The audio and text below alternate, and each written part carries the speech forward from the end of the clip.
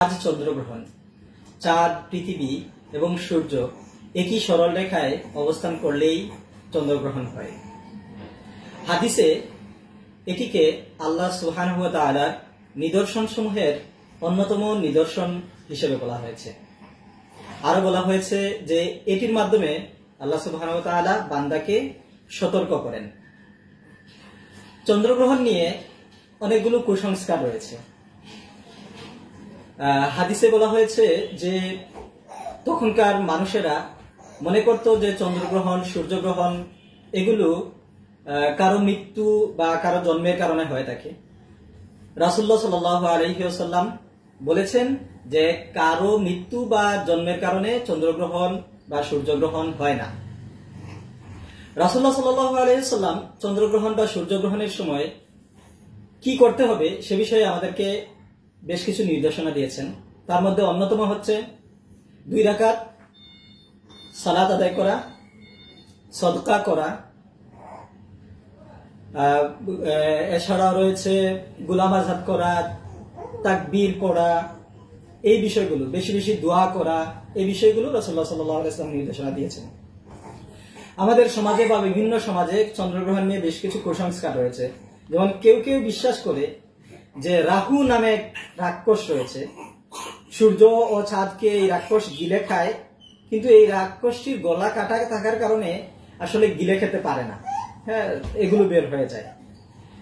অনেকেই মনে করে গর্ভবতীদের এই চন্দ্রগ্রহণ বা সূর্যগ্রহণ দেখতে নেই, বা ওই সময়ে গর্ভবতী নারীরা যদি বাঁকা হয়ে শোয় তাহলে বিকলাঙ্গ হয়ে শিশু সন্তান হবে।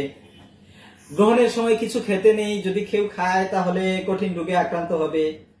কেউ মনে করে যে একটা চিতাবাঘ চাঁদ খেতে শুরু করেছে, চাঁদ খেয়ে সে পৃথিবী খাবে। তো কোনো কোনো জনগোষ্ঠী তারা ওই সময় ওই চিতাবাঘকে ভয় দেখাতে বর্ষা টর্ষা নিয়েও বের হয়ে যায়। অনেকে মনে করে এটা অশুভ সংকেত, মানুষ অলস হয়। অনেকেই গ্রহণের পরে গোসল করে, এসবই কুসংস্কার। এগুলো বিশ্বাস করা শিরক, ডেফিনেটলি। তো এগুলো থেকে আসলে আমাদের দূরে থাকা উচিত। তো চন্দ্রগ্রহণের যে নামাজ, সেই নামাজের একটি ব্যতিক্রমী নিয়ম রয়েছে। সেই নামাজ হচ্ছে 2 রাকাত। রাসূলুল্লাহ সাল্লাল্লাহু আলাইহি ওয়াসাল্লাম এই নামাজে দীর্ঘ কিরাত পড়তেন, তারপর রুকু করতেন, দীর্ঘ রুকু করতেন, তারপর রুকু থেকে দাঁড়িয়ে আবার দীর্ঘ কিরাত পড়তেন, তারপর আবার রুকু করতেন। অর্থাৎ প্রতি রাকাতে 2টি করে রুকু করতেন, তারপর দীর্ঘ সিজদা করতেন, দ্বিতীয় রাকাতটাও এইভাবে পড়তেন।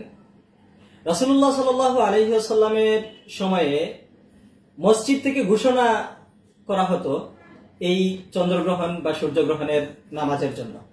তো চন্দ্রগ্রহণ এবং সূর্যগ্রহণের বিষয়ে সংক্ষিপ্ত পরিচয় বা এই সম্পর্কে ইসলামের শিক্ষা, এগুলোই আমরা আসলে এই চন্দ্রগ্রহণের কুসংস্কারগুলো থেকে দূরে থাকবো এবং হাদিসের নির্দেশনা অনুযায়ী এই সময়ে চন্দ্রগ্রহণে আমরা সালাত আদায় করব, সদকা করব, তাকবীর করব এবং বেশি বেশি দোয়া করব। হাদিসে এসেছে কবরের আযাব থেকে আল্লাহর কাছে আশ্রয় চাইতে রাসূলুল্লাহ সাল্লাল্লাহু আলাইহি ওয়াসাল্লাম এই সময়ে নির্দেশনা দিয়েছেন। সুতরাং দোয়ায় আমরা এই বিষয়টিকে বিশেষ গুরুত্ব দেব যে আমরা কবরের আযাব থেকে আল্লাহর নিকট আশ্রয় চাইব। আসসালামু আলাইকুম।